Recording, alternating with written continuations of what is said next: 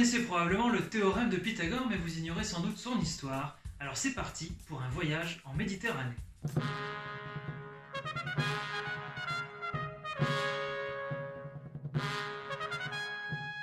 Ce que l'on connaît de la vie de Pythagore, on le doit à trois auteurs essentiels qui sont Porphyre, Diogène Laërce et surtout Jamblique, qui a écrit une vie de Pythagore qui est la plus documentée sur le sujet. Tout cela pourquoi? Parce que Pythagore n'a laissé aucun écrit. On est donc obligé de reconstituer sa vie à partir de sources secondaires. Pythagore est né dans l'île de Samos, dans la mer Égée, tout près de la côte turque, dans les années -580 environ.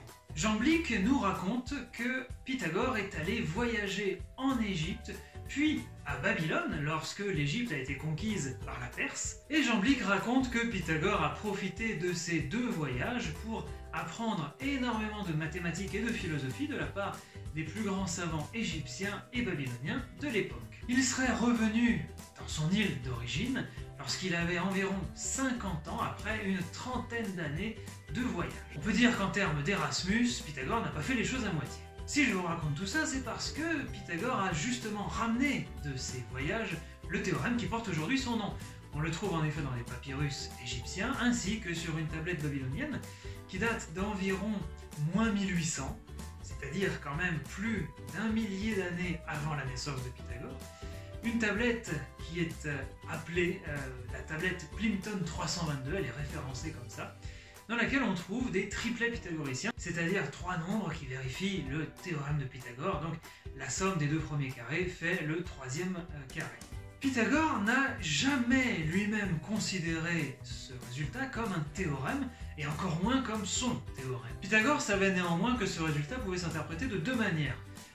Une manière arithmétique, à la manière des Babyloniens, consistant à additionner les carrés de deux nombres pour trouver le carré d'un troisième nombre, ou bien de manière géométrique avec le résultat que l'on connaît plutôt et que l'on apprend à l'école, consistant à l'appliquer au triangle rectangle. Les deux côtés de l'angle droit ont leur carré qui s'additionne pour faire le carré de l'hypoténuse. Néanmoins, Pythagore n'a jamais démontré ce résultat, parce que l'idée de démonstration n'existait pas encore. Elle apparaît, semble-t-il, avec Euclide, peut-être déjà un petit peu avec Hippocrate de Chios juste avant, mais en tout cas, on est dans les années -300 lorsque la notion de démonstration apparaît véritablement dans les mathématiques grecques. Euclide, justement, propose une démonstration assez connue et très astucieuse du théorème de Pythagore, où il considère que les carrés sont vraiment des carrés au sens géométrique du terme, pas au sens arithmétique, et il décompose très intelligemment le carré qui est formé sur le côté de l'hypoténuse en deux rectangles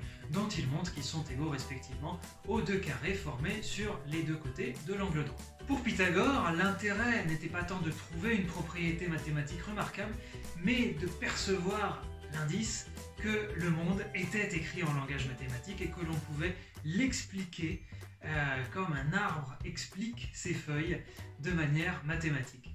Mais ça, c'est une chose dont on parlera dans la prochaine vidéo.